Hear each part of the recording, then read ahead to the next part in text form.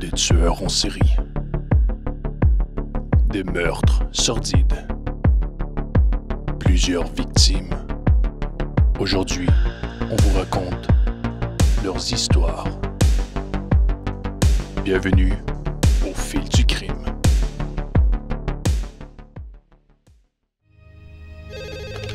Allô? Allô? Qui demandez-vous? Ignore toujours votre nom. Ça vous avancerait à quoi de le connaître? J'aime bien savoir qui je regarde.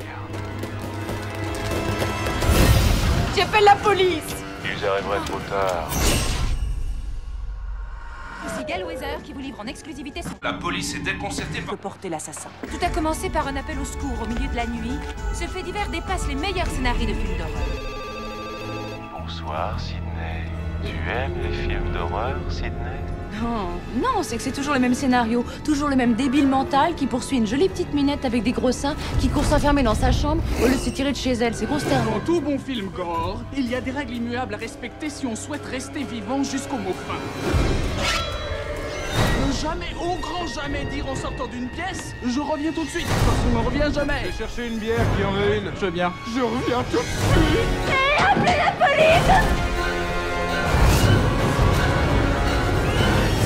N'avez pas peur.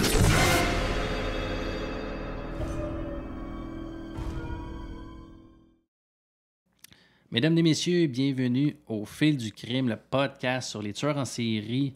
On est prêt pour notre 4e épisode sur un certain tueur qui en a intéressé beaucoup au fil des années, sans savoir qui c'était. Gab, comment vas-tu? Ça va bien, toi? Ça va bien. Toi, c'est quoi ton film d'horreur préféré? Oh, tu me tentes. J'irai pour un film très connu qui met en valeur... Je pense que je sais c'est quoi. Ouais, tu sais c'est quoi? Ouais. C'est de qui qu'on parle ou non? Je pense que j'ai appris à te connaître. T'apprends à me connaître. En tout cas, on va faire connaître aux gens qui était derrière la saga de films Scream. Oui, il y a très peu de monde qui savent que derrière, on parle surtout de l'original. On parle du Scream, du premier Scream sorti en 96. Oui. Le film que tout le monde a vu. Oui. Ben, très peu de monde savent qu'il y a une histoire vraie derrière ça. Connaissais-tu l'histoire de l'éventreur de Gainesville? Ça me dit quelque chose aussi, mais c'est de lui qu'on va parler. Oui. Donc, on parle de Danny Rowling. Oui. Lui qui a inspiré le tout. Qui a inspiré, entre autres, Kevin Williamson, le scénariste, et Wes Craven, réalisateur du premier, comme tu as dit, de 96. Après ça, il y a eu des suites, mais on va y revenir. Donc, l'histoire derrière l'éventreur de Gainesville. C'est ça, l'éventreur de Gainesville. Premièrement, il y a énormément de parallèles. Vous allez remarquer dans l'histoire que je vais raconter, il y a énormément de parallèles avec Scream, mais quand que je disais dans nos premiers épisodes que souvent la réalité dépassait la fiction, c'est dans le cas qu'on va parler présentement, parce que vous allez voir, c'est hardcore pas à peu près. C'est hardcore, puis c'est très près ou pratiquement identique, là, où c'est sûr qu'un film, c'est un film, mais il y a beaucoup de faits réels. Beaucoup. Mais premièrement, il faut oublier la ville fictive, la ville étudiante de Roodsboro en Californie, comme dans Scream, qui est une ville qui n'existe pas.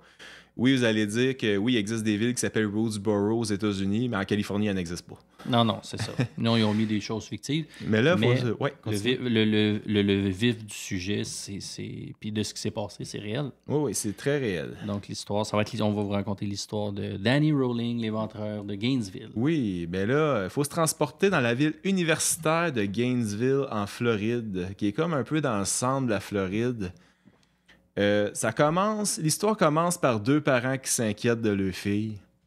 Une fille de 17 ans dénommée Christina Powell est en colocation avec une coloc. Oui. Il loue un appartement à Gainesville. Et puis c'est ça, t'as deux parents qui s'inquiètent de leur fille parce qu'ils n'ont plus de nouvelles depuis 48 heures. OK. Ils se rendent à sa résidence universitaire à Gainesville. Oui. Et puis... là, il cogne, il sonne, ça répond pas. C'est un style d'appartement comme fait sur 2 étages, avec une porte patio à l'arrière. Okay. C'est un peu drôlement fait.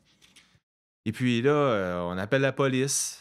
parce que là, ils s'inquiètent pour leur fille. Ils savent pas où. Elle donne plus de nouvelles. Et puis, là, la police arrive. La police font le tour de la résidence. Ils voient que la porte patio a été forcée. Forcé. Oui, Défoncé. il y a eu des traces d'infraction à l'arrière.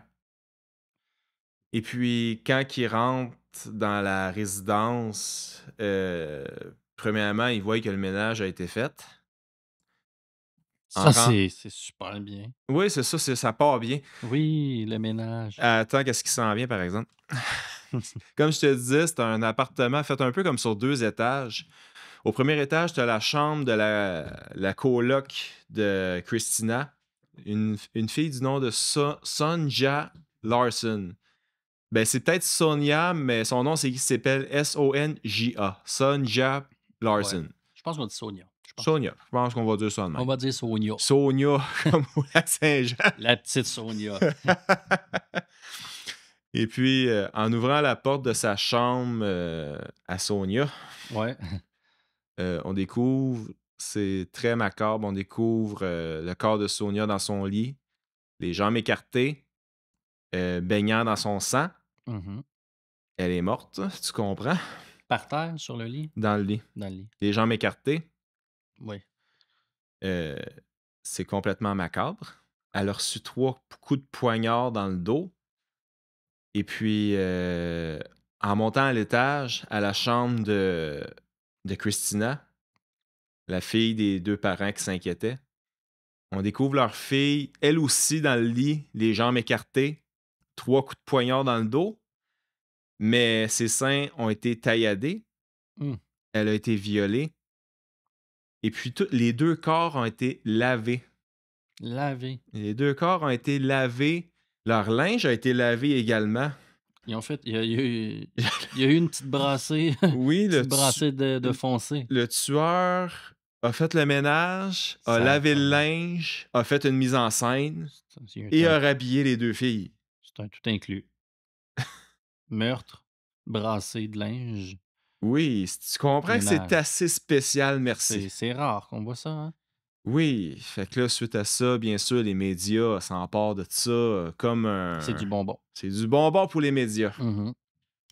D'ailleurs, on fait le parallèle avec Scream juste rapidement. Oui. Les médias, on les voit beaucoup dans le film. Hein? Fait que ce parallèle-là est vrai. Commence à voir le parallèle un peu. Ben hein? oui, Mise en scène, les corps, les médias qui sont très présents. Pas le campus, mais l'université. Puis qu'est-ce qui arrive aussi quand les médias sèment la panique dans une ville? Ben, la panique s'installe. Oui, c'est pas trop long que les élèves et toute la ville de Gainesville est sur ses gardes. Ben, c'est une ville universitaire, une ville étudiante. Énormément d'étudiants. Qu'est-ce qui vient de se passer là? Ça se passe le 24 août 1990. Puis toute cette histoire-là, juste pour se mettre en contexte, ça se passe sur combien de temps à peu près? Sur 3 jours. 3 jours, toute l'histoire? Ben, en fait, pas... Ben, à part le procès, mettons, puis tout ça, là. En fait, les événements que je te raconte à Gainesville, ça se passe sur 3 jours. OK, fait que c'est dans un très court laps de temps. C'est ça, dans un très court laps de temps. Qu'est-ce qui vient de se passer là? Ça se passe le 24 août 1990. OK. Là, quand les médias parlent de ça, 2 étudiantes assassinées dans leur résidence, là, il y a une panique qui s'installe dans la ville, bien entendu. Le lendemain, le 25 août 1990, une fille de 18 ans du nom de Krista Hoyt manque à l'appel. C'est une réceptionniste dans un hôtel à Gainesville. Elle n'est pas venue travailler le matin. Là, bien sûr, ses collègues, son employeur se sont inquiétés pour elle. Et puis, en envoyant des gens chez eux, écoute... Je pense que j'ai ma petite... Étant donné les recherches que j'ai faites, j'ai ma petite prédiction de ce que tu vas dire, mais vas-y parce que... Quand on disait que je sais pas si on est rendu là. Oui, on est rendu là. On est rendu à celle-là, OK. Quand la réalité dépasse la fiction, en débarquant à sa résidence à elle aussi, on remarque que la porte patio a également été ouverte. Ouais. A été défoncée par un tournevis. Ah. Oui. En ouvrant la porte, on voit le corps de Krista dans son lit, les jambes bien écartées. encore une fois, 3 coups de poignard dans le dos. C'est la 3e. Qu'est-ce qui arrive quand on est rendu à 3 victimes? On est considéré comme un tueur en série. On a un tueur en Puis série. quand on dit tueur en série, c'est 3 victimes à peu près, quoi, dans un délai de 3 mois à peu près? Ou, Il faut qu'il y ait un délai, un certain délai en Puis là, chaque. on est en 3 jours. C'est ça. Même 2 jours. 2 jours. Ouais, c'est ça. Ben, on a 3 victimes, fait qu'on a un tueur en série à Gainesville. Sauf que Ouais. le tueur a repoussé un peu plus les limites cette fois-ci. Il a été plus loin encore que les 2 autres. Il était élevé. Oui.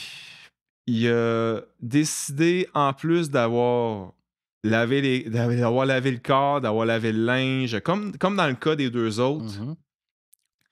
il a décidé de couper la tête de sa victime, de l'installer sur une étagère, puis d'y faire face pour qu'elle le regarde comme son corps. Donc, l'étagère qui était comme vis-à-vis le corps, C'est ça. la tête qui regarde son propre corps. Et c'est ça. Il y avait une étagère Mort. dans sa résidence, puis à côté de son lit, dans le fond, Ouais, puis il a placé la tête là pour qu'elle regarde son corps.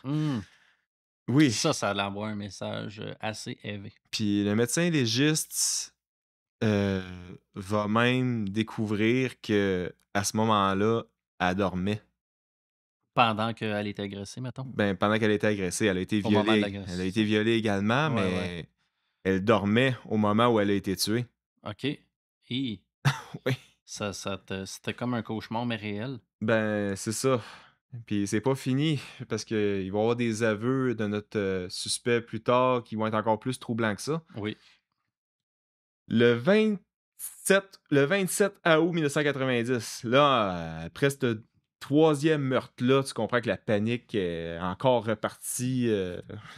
C'est total, la panique totale. La panique totale dans la ville de Gainesville. Il y a des étudiants qui quittent la ville. Tu as des étudiants qui commencent à dormir ensemble. Je veux dire, tu sais, tu as des groupes d'amis qui décident de dormir ensemble, comme dans le film Scream, exactement. Ça commence pareil. à être tissé serré. C'est ça.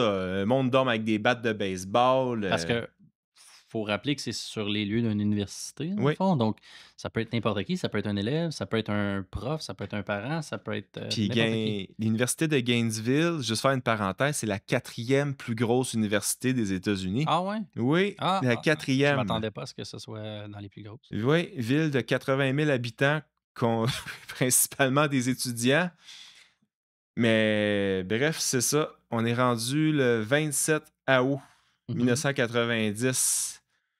T'as un étudiant qui commence à s'inquiéter pour un couple d'amis.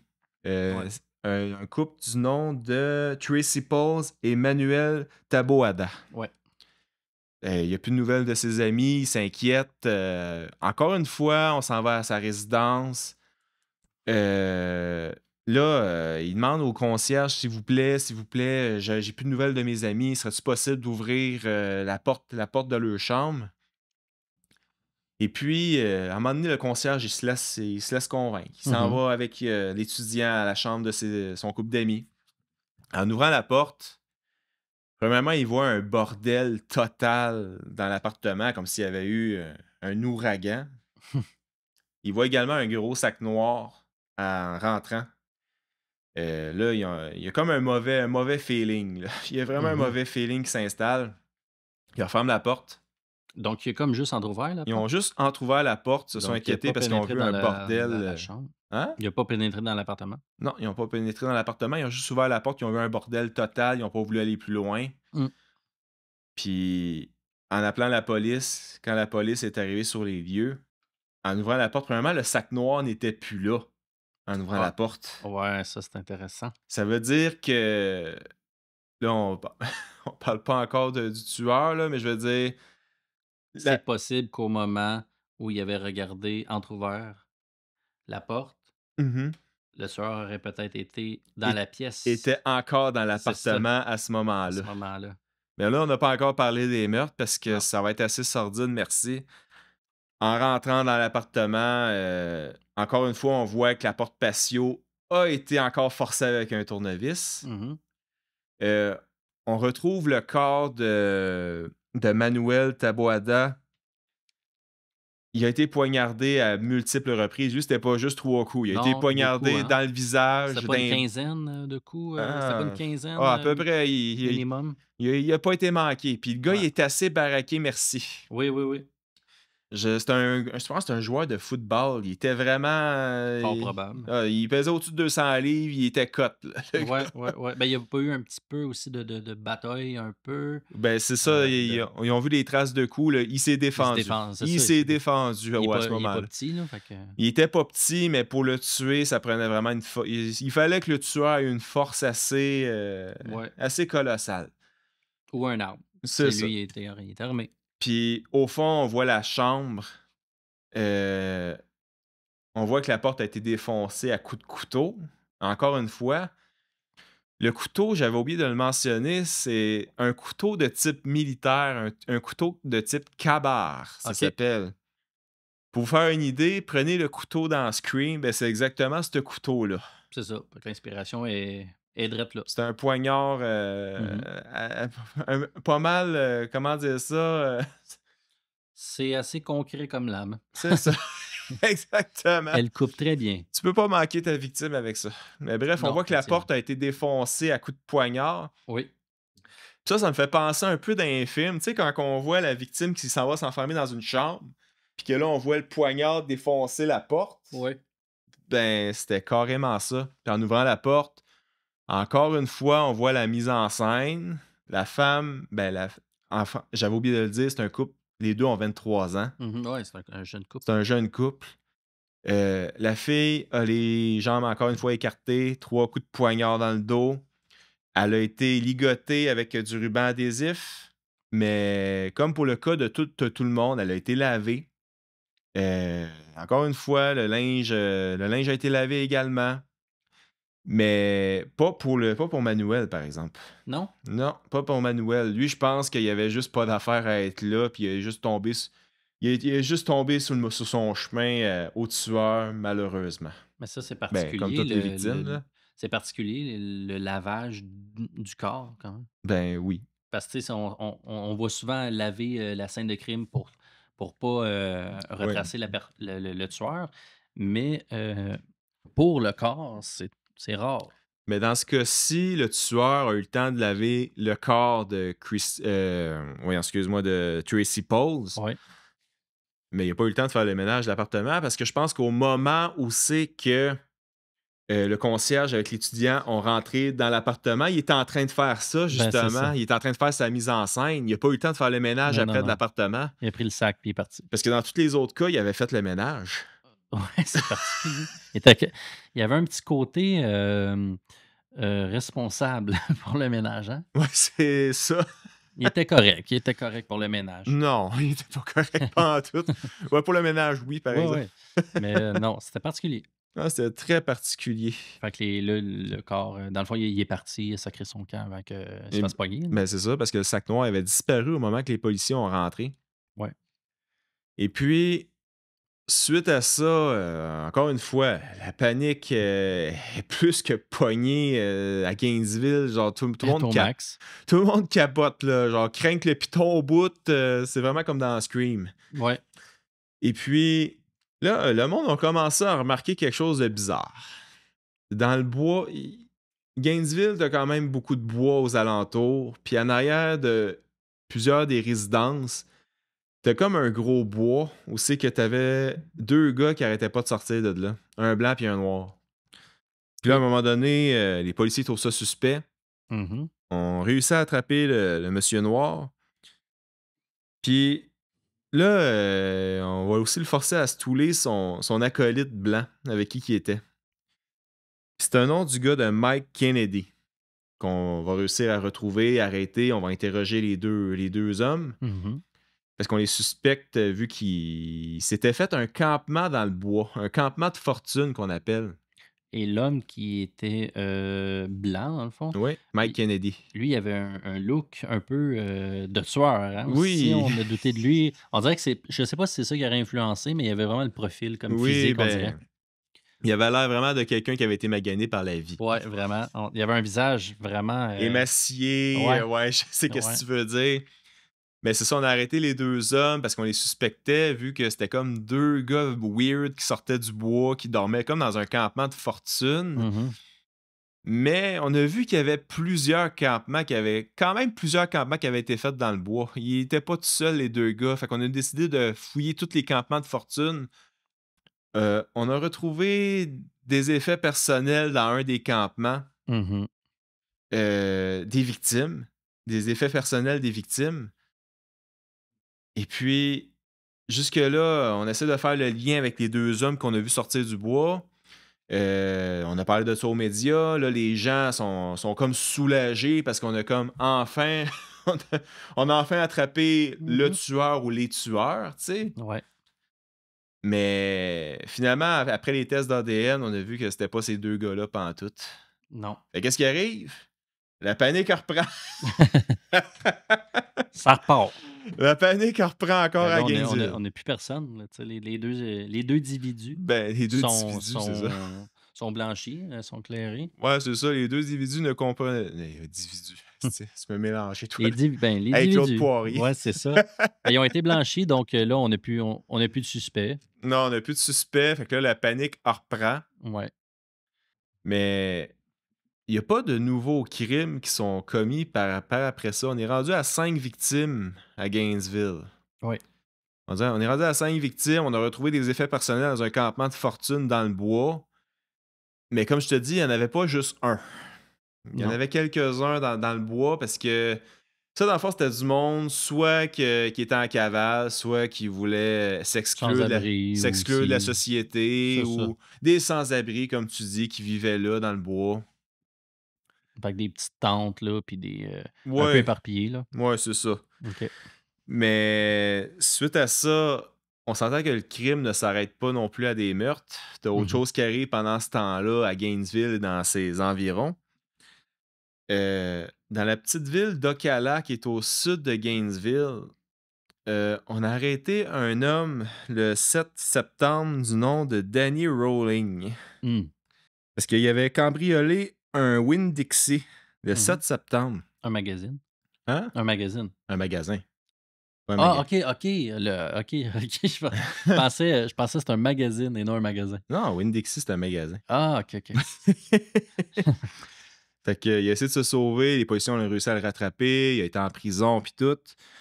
Mais là, quelques mois plus tard, on remarque que Danny Rowling, il manque un doigt. Il s'était coupé dans son passé. Mm.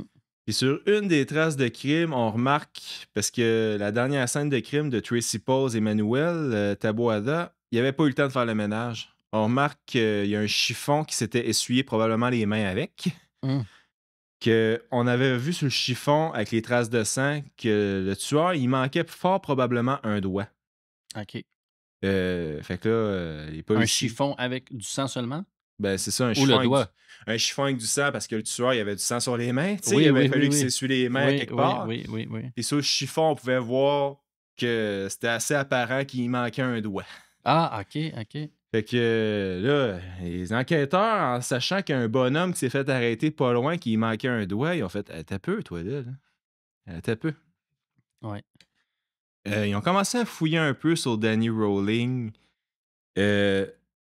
Premièrement, c'était un homme qui était en cavale depuis quelques mois. C'est un homme originaire de la Louisiane, de la ville du nom de Shreveport. Okay. Un nom pour aller au Scrabble, ça. Tu tapes des scores. C'est ça. Monsieur Danny Rowling, il est né le 26 mai 1954 à Shreveport, la même ville encore une fois. Mm-hmm. Il va naître dans un... Ben, je veux dire, il va avoir une enfance typiquement des tueurs en série, tu sais, avec des parents... Ben, dans son cas, à lui, c'est surtout le père. Le père extrêmement violent. Oui. Le père ne voulait pas nécessairement d'enfant. Non? N'en voulait pas. Il n'était pas désiré. À l'âge de 1 an, Danny Rowling, il n'est même pas encore prêt à marcher que son père le battait déjà. Et boy. Ouais. Fait que ça part pas bien pantoute. Ça part mal. C'est ça. Ses parents, les noms, c'était James et Claudia Rowling. La mère, c'est une femme battue. À plusieurs reprises, elle essaye de se sauver de son mari, mais elle finit tout le temps par revenir. OK, ouais. Le syndrome, C'est ça, dans le la fond. femme battue, tu sais, C'est quoi déjà le nom du syndrome? Stockholm. Syndrome de Stockholm, exactement. Et puis, à son très jeune âge, Danny Rowling se met à... Comment dire ça? En anglais, c'est stalker. Oui, faire du voyeurisme. À faire du voyeurisme. Quand il est plus jeune, c'est surtout pour aller voir les maisons, voir les familles heureuses, voir ça a l'air de quoi dans les autres maisons, voir si qu'est-ce qu'il vit, lui, c'est normal. Mhm. Parce que, comme je te disais tantôt, son père, il est extrêmement violent, même qu'à un moment donné, il a même tué son chien devant Ouais. lui. Ouais. Oui, ça l'a traumatisé. Puis tout le long de son enfance, ça va être genre, toi, tu vas être un pourri dans la vie, tu feras jamais rien de bon. Tu sais, tu vas être... En bon québécois, tu vas être un BS toute ta vie. Ça là. va être une merde. Tu vas être une merde. C'était ce discours-là constamment. Mm. Fait que là, Danny Rowling, très jeune, comme je te dis, il commence à faire du voyeurisme. Mais au début, c'est pas trop whack. On va dire ça de même. Il fait juste regarder les familles heureuses en train de souper. Ben, c'est whack dit de même. C'est un peu weird, là. Mais sachant que c'est Il a quel âge à peu près à ce moment-là? c'est un ado? enfant. C'est un enfant. OK, un enfant. C'est dans 10 ans. OK. Il y a à peu près 10 ans. OK. Mais là, plus qu'il commence à vieillir, là, son voyeurisme se transforme en perversion. Oui. Ben, c'est pour ça que je t'ai demandé à quel âge, parce que je me suis dit, tu sais, rendu ado, c'est peut-être la puberté, la sexualité. Là. Il a été surpris. Il a été arrêté plusieurs fois. Il a passé de curieux à pervers. De curieux à pervers. Puis il était rendu à se masturber devant les fenêtres en train d'observer les femmes. Il était rendu là. Oui. Et puis... C'est très, très, très curieux, ça. Un petit peu trop. Puis à un moment donné... il avant d'être un tueur en série, parce que oui, c'est le bonhomme qu'on est en train de parler présentement, on parle avant tout d'un voyeur. Un voyeur, puis un pervers. Ouais. Un vrai de vrai. Mais là, à un moment donné, sa rage explose.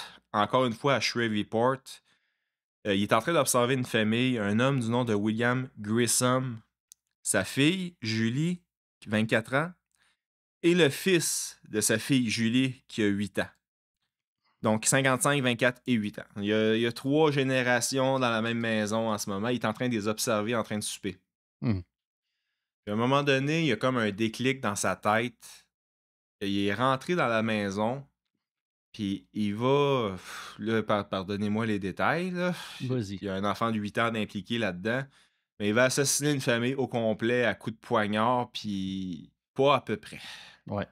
Un massacre. Un vrai de vrai massacre. Puis c'est là la première fois que il va faire une mise en scène avec Julie.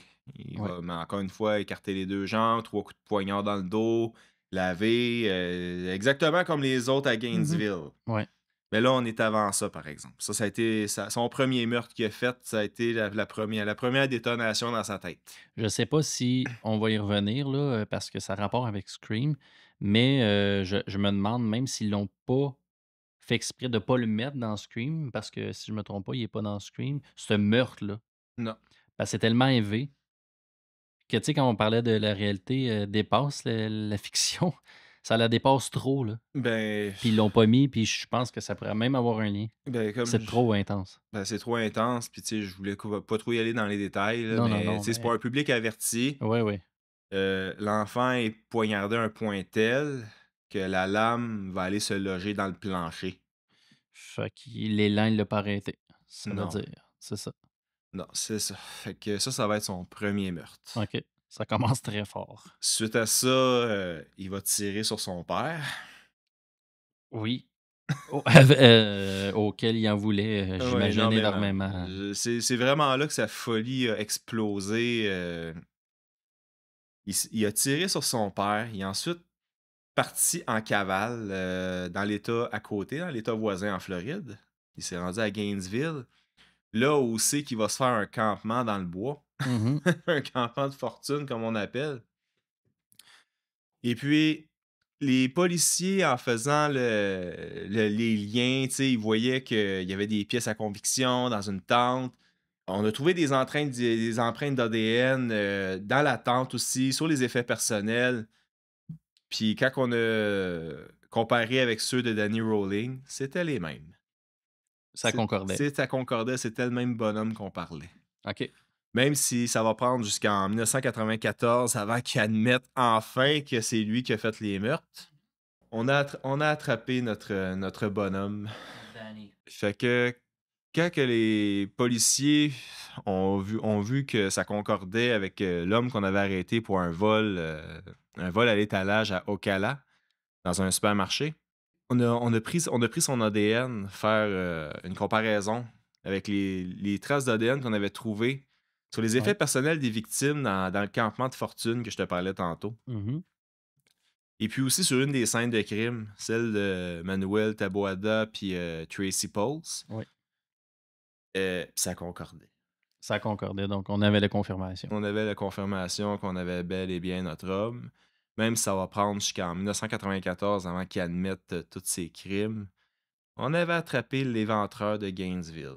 Donc on avait l'éventreur Danny Rowling, suspect, on avait confirmé là, que c'était bien lui. Exactement. Puis quand il était parti aussi Quand les policiers de la Floride ont voulu comparer avec le meurtre qui est arrivé en Louisiane, Oui, t'avais des la proches... famille. T'avais des proches de Danny Rowling qui avaient dit comme quoi que...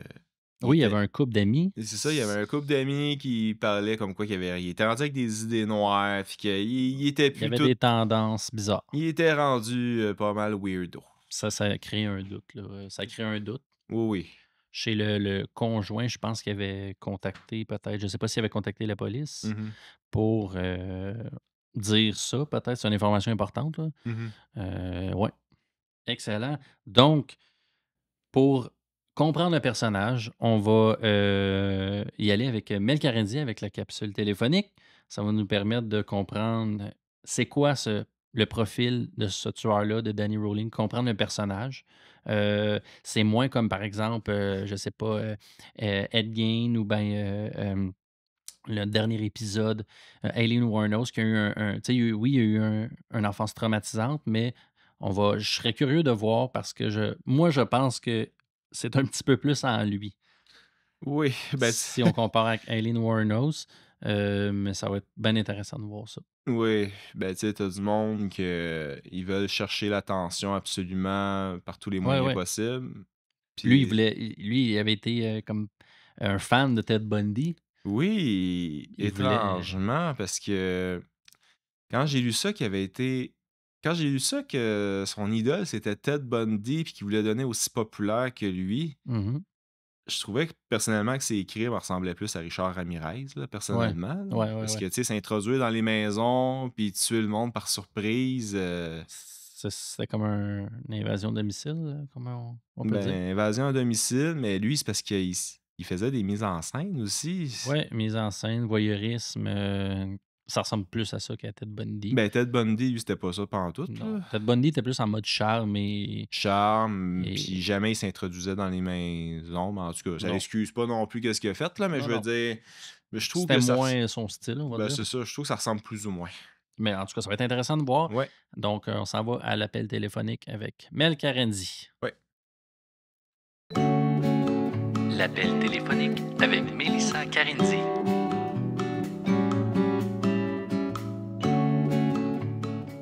Donc, on est maintenant rendu à la capsule téléphonique Oui. avec Mel Carenzi, experte en PNL, programmation neurolinguistique, qui va nous faire le résumé du profil de Danny Rowling. Bonjour Mel. Salut. Ça va bien? Ben oui, vous autres? Oui. Ben oui. Donc, on t'écoute, Mel, concernant le profil de l'éventreur de Gainesville, Danny Rowling.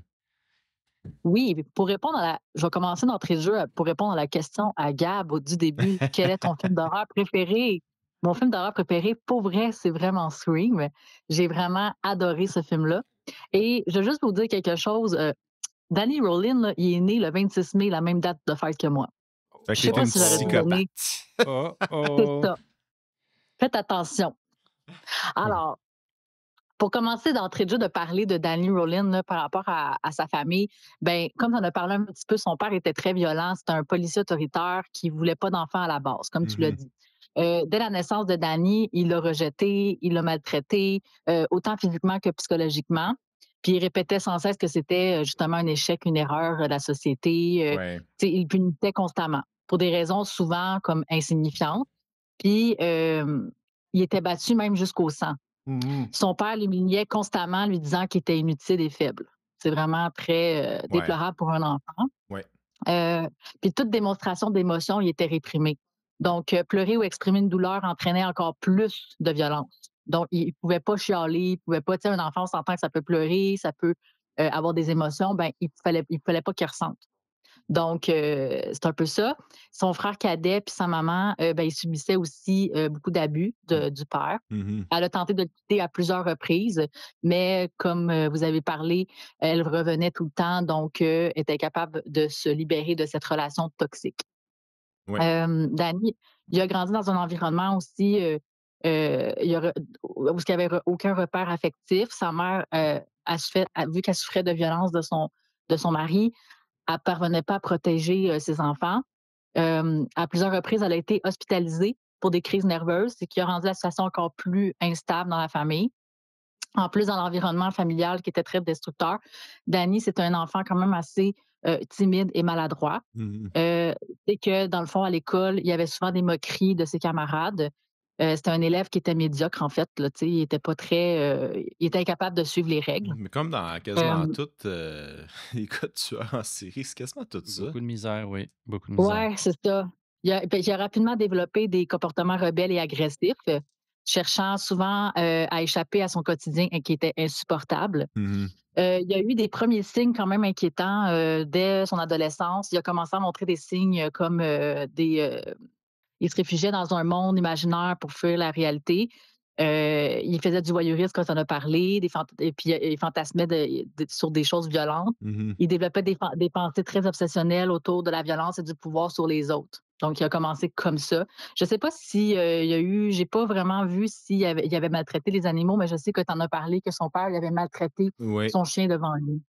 Oui. Mais je ne sais pas si lui l'avait fait par rapport aux animaux. C'est souvent un des signes précurseurs. Hein? Oui, c'est ça, exactement. Puis Danny Rowland, ben, la plupart du temps, il s'échappait de la maison pour tenter de vivre ailleurs, mais il revenait toujours vers la maison. Donc, il y avait des comportements où est-ce qu'il fuguait. Ensuite de ça, mettons, Danny Rowland, il a été marqué aussi par l'abandon, la violence et le rejet. Il a été privé d'amour, de stabilité. Il a développé une rage intérieure qui s'est amplifiée au fil des années avec le temps. Son manque d'empathie et son besoin de contrôler sur les autres a été nourri par son environnement familial qui était très destructeur. Je veux comme dire comme quoi que bien que son passé, ça n'existe pas rien en ses actes, ça aide quand même à comprendre que ça a été un enfant brisé. Puis, dans le fond, ça l'a peut-être aidé, en fait, qu'il devienne un tueur en série. Pour ce qui est de son profil, vraiment comme psychologique, dans le fond, il y a eu trouble de personnalité. C'est que, dans le fond, il y a plusieurs troubles possibles. Okay? La première, c'est encore là la personnalité antisociale, comme la plupart des tueurs qui ont. Il ressentait aucune empathie pour ses victimes. Il justifiait même ses actes par des rationalisations déconnectées de la réalité. Il y avait aussi, il était très narcissique, on va se le dire. Là. Il cherchait la reconnaissance, il voulait que son nom soit connu. Il voulait comme être quelqu'un de reconnu parce que tous ses actes ont été faits un peu aussi avec ça, avec beaucoup d'ego. Il voulait être comme d'autres tueurs connus. Exactement. Oui, c'est ça. En fait, on a vu aussi peut-être qu'il souffrait de schizophrénie ou de troubles dissociatifs. Dans le fond, il disait qu'il présentait un alter ego démoniaque nommé Jiminy. Donc, Lui, ben, est-ce que tu peux m'en parler un petit peu, Gab? Je sais que tu as un peu Gemini, hein, regardé on par dit rapport. Gemini. Parce que Gemini. Ouais, Gemini, Gemini. c'est pas Jiminy le criquet. Gemini, c'est aussi Non, un c'est lien ça. au signe astrologique Gémeaux. Gemini, dans le fond, ça se trouve à être une entité diabolique Mhm. dans le film L'Exorciste 3. Oui, à l'opposé de Jiminy the Cricket. C'est ça. Qui, étrangement, le film a sorti, je pense, quelques mois avant qu'il commette ses premiers crimes. Oui. Mhm. Fait que c'est ça. Fait qu'il utilisait, dans le fond, cet alter ego démoniaque pour faire ses crimes. Tu sais, dans le fond, là, lui, il avait un besoin d'un contrôle absolu. Il voulait dominer ses victimes, même après leur mort.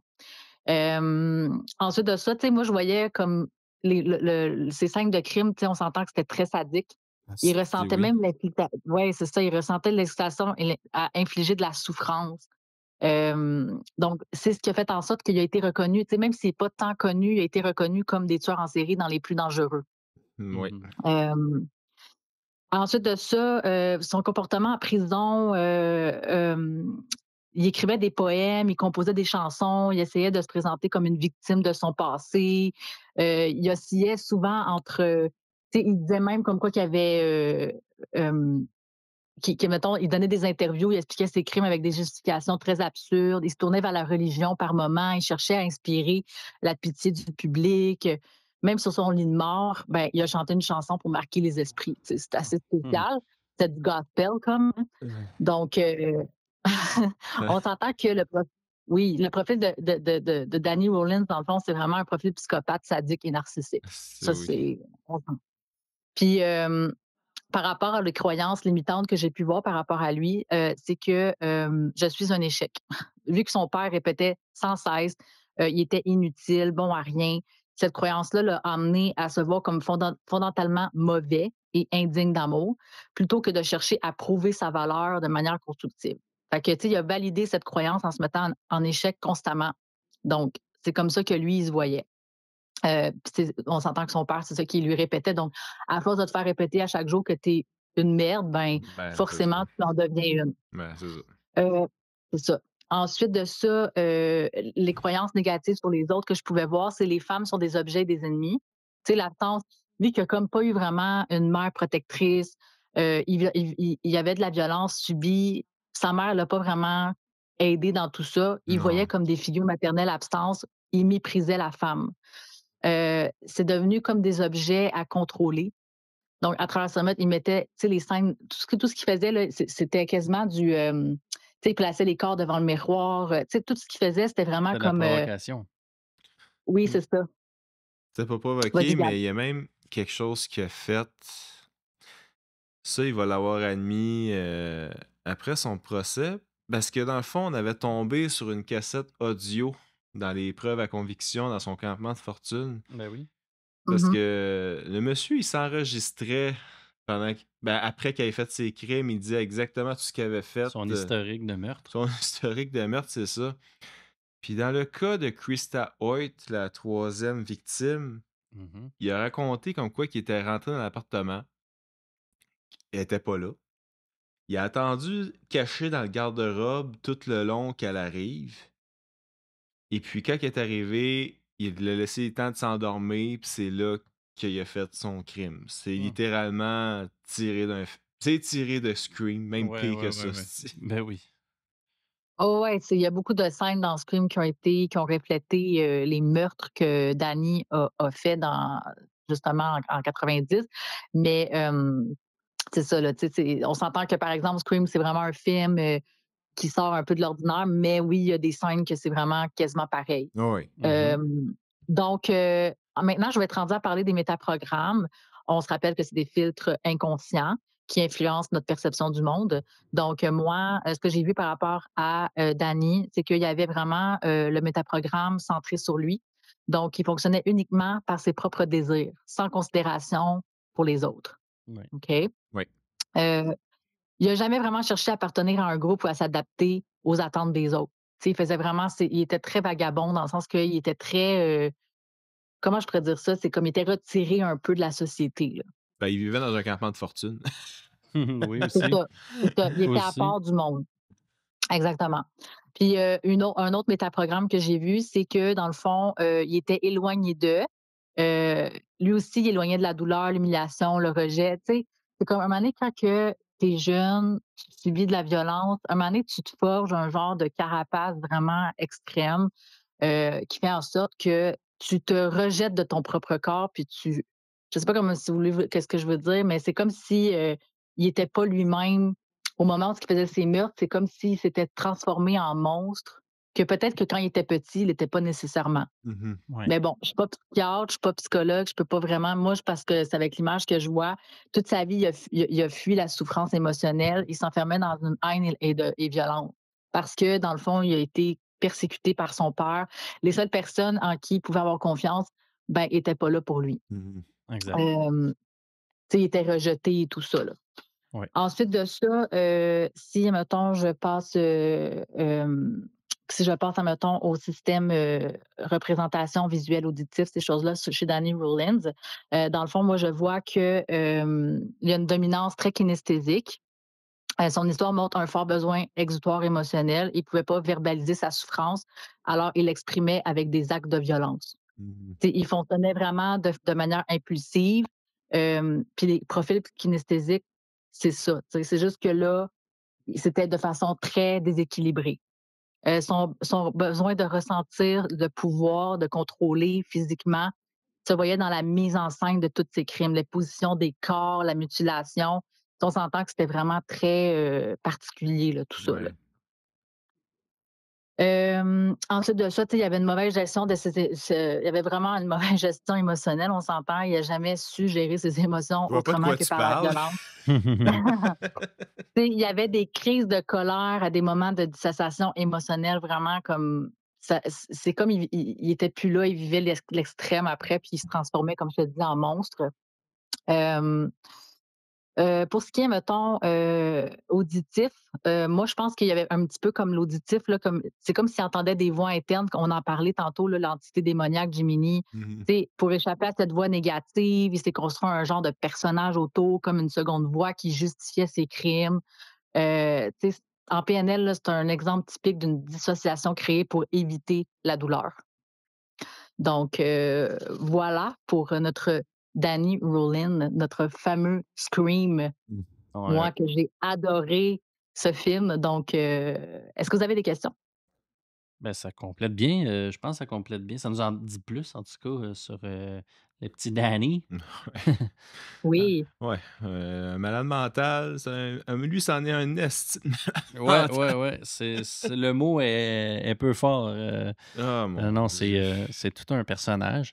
Mais Puis, tu sais, je serais intéressée de savoir, par exemple, que s'il aurait été dans un milieu familial, un contexte familial, je dis pas que peut-être qu'il y aurait pas, et ce serait pas comme transformé en gentil garçon nécessairement, mais est-ce que ça aurait été dans l'extrémisme comme ça? Je ne pense pas.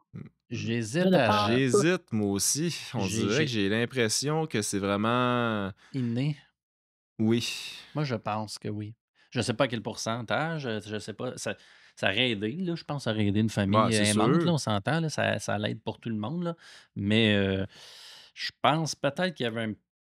Moi, je dis que c'est un petit peu en lui, peut-être. Ben, c'est parce que si son Si tu idole. compares à Eileen Wuornos, mettons. Ben, c'est ça. Mais c'est parce que si son idole, c'était Ted Bundy, c'est arrivé au moins une bonne 10-15 ans avant ces événements-là. Là. Fait Ouais. que, il était pas vieux dans ce temps-là. Non, c'est ça. Puis à cet âge-là, tu es plus jeune. C'est pas ça tes idoles, là. Parce qu'au moment des événements, il avait 36 ans, recul de 15 ans, il avait à peu près 20-21 ans. Si son Ouais. idole, c'était Ted Bundy, en tout cas. C'est des drôles de. Ouais. En tout cas. Mais soyez prudents, par exemple, parce que je suis quand même née la même date de fête que lui. Donc, Ouais, on va faire attention avec toi. On va watcher nos Parfait. garde-robes. All super. right. Ben, merci les boys. Merci Fait à que toi. bonne soirée. Bye. Salut. Bye, salut. Donc, Danny Rowling, un beau personnage. Peut-être pas nécessairement beau en termes de positivisme, mais très intéressant de voir comment que il pouvait fonctionner. Donc, le débat, c'est sûr que ça pourrait être un débat à infini pour savoir s'il est né un peu comme ça ou s'il est devenu. Mais si on se transporte ensuite de ça à la fin du procès, Mhm. jusqu'à sa mort, avant de sauter dans le cinématographique. Ben, il a plaidé coupable en 94. Ça a pris quelques années avant qu'il admette qu'avoir tué les 5 victimes à Gainesville. Ouais. Pour ensuite qu'on fasse le parallèle avec les meurtres qu'il y avait eu en Louisiane. Donc, dans le fond, il a fait 8 victimes, M. Rowling. Un total de 8. Total de 8 victimes. Et puis, il a été reconnu coupable. Et 5 chefs d'accusation, 5 peines de mort. Il va être exécuté le 25 octobre 2006 par injection létale. Comme Eileen. Comme Eileen. Puis, juste avant de mourir, comme Mel disait, il a fait de quoi d'assez spécial, merci. Chanter une petite toune, le Danny. Chanter une petite Ben, il toune. avait chanté aussi, je pense, c'était-tu une blonde qu'il avait pendant le procès? Il s'est levé debout, puis il a chanté une toune. Oui, mais il a fait chanter aussi avant de mourir. Ouais, là, son timing était weird. À sa femme. Ouais. Sa femme qui l'a marié en prison. Oui. Ouais, une dame du nom, une écrivaine du nom de Sandra London. Oui, puis elle, j'avais lu aussi que son ex-conjoint était un tueur en série aussi. Oui. Puis elle avait fait un livre sur... C'est une écrivaine de True Crime. Oui. Ben, elle avait fait un livre sur lui. Mm-hmm. Puis là, après ça, en tout cas, elle choisit bien ses chums. Mais ça lui donne du matériel pour des livres. En bon québécois, c'est une vraie crisse de folle. Oui. Écoute, c'est ça. Il y en a qui triplent là-dessus, puis c'est ça qui est arrivé avec Danny Rowling. Puis aussi, quand ils font les... Je sais pas, c'était-tu directement sur le lit de mort qu'ils avaient fait la chanson? Oui, mais... Parce que les injections létales, quand ils le font, c'est comme devant une vitre. Oui, c'est ça. Il peut avoir de la famille, des proches, je pense. Oui, c'est ça. Fait que, ouais, il a fait une petite toune, lui. Oui, un personnage assez bizarre. Il s'est lâché là s'il y avait une gig ce soir-là. Fait que ça complète pas mal le procès de Danny Rowling et la mort. Oui, c'est ça. Donc, si on se transporte dans le volet cinématographique. Là, on a parlé de Scream. C'est pas mal le gros film et la grosse saga qui a fait part le parallèle avec Danny Rowling. Donc, le premier qui était sorti en 96, ça s'est réglé, le procès puis tout ça, c'était en 94. Oui, 94 qui a été... Attends, juste rechecker mes Jugé. notes. 94 qui a été... Donc, c'est seulement 2 ans après. Oui, plaidé coupable, oui. Donc, seulement 2 ans après, en 96, que Scream 1 est sorti. Scream 1, ça a été le préféré de presque tous. Ben, ça a été de loin le meilleur, je trouve. Oui, puis ça a été... il était très lucratif en termes de revenus aussi, puis de résultats. Il était scénarisé par Kevin Williamson, qui a fait le 1, le 2, le 4, pas le 3, le 4 qui était vraiment 11 ans plus tard du 3. Fait que, puis c'est lui qui va faire aussi, il va réaliser le 7e en 2026 qui va sortir. Moi, j'ai bien aimé le 6. Moi aussi, je l'ai adoré, mais tu sais, là, ça n'a plus rien à voir avec l'histoire originale. Ça se poursuit, là, mais c'est le fun à écouter. Oui, c'est il y a 3 ans. C'est pas 2 ans. C'est pas mon film d'horreur préféré, mais c'est un film que j'aime ça re-regarder. Ouais.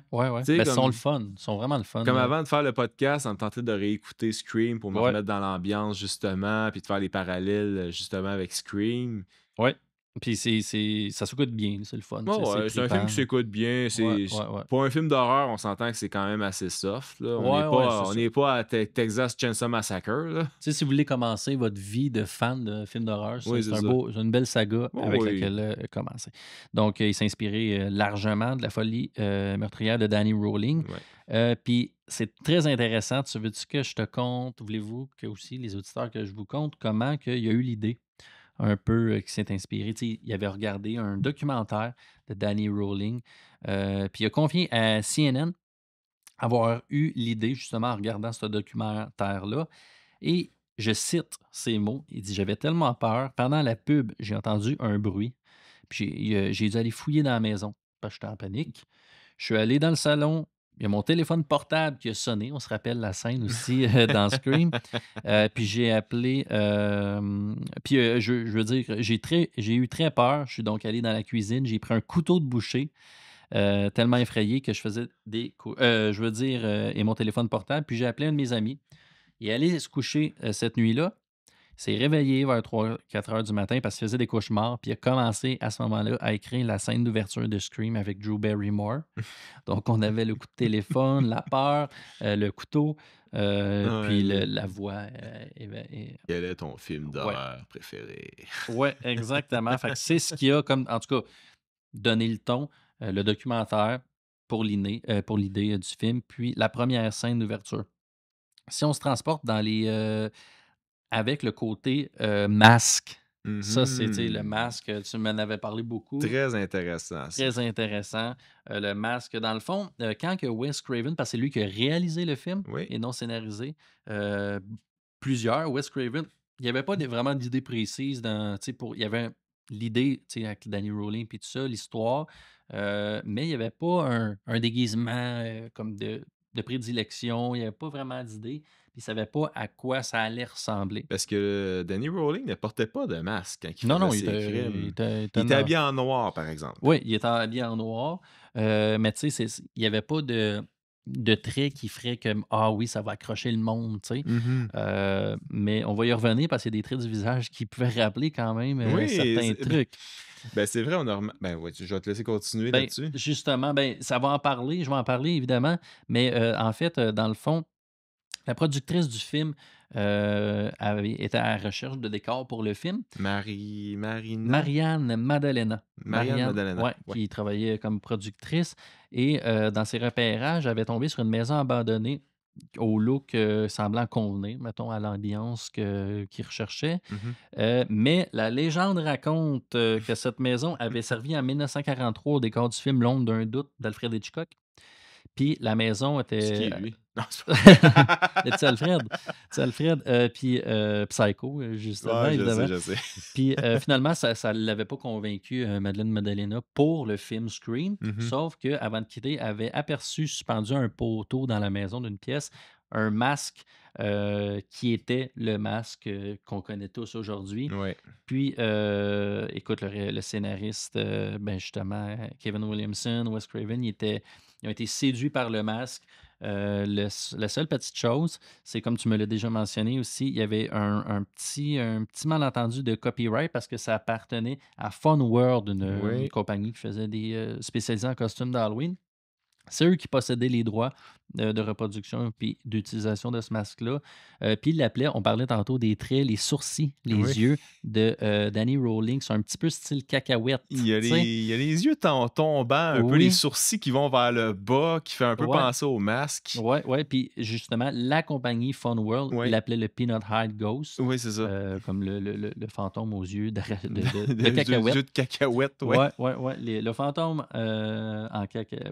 aux yeux en cacahuète. Puis, c'est ça, ça ressemblait vraiment.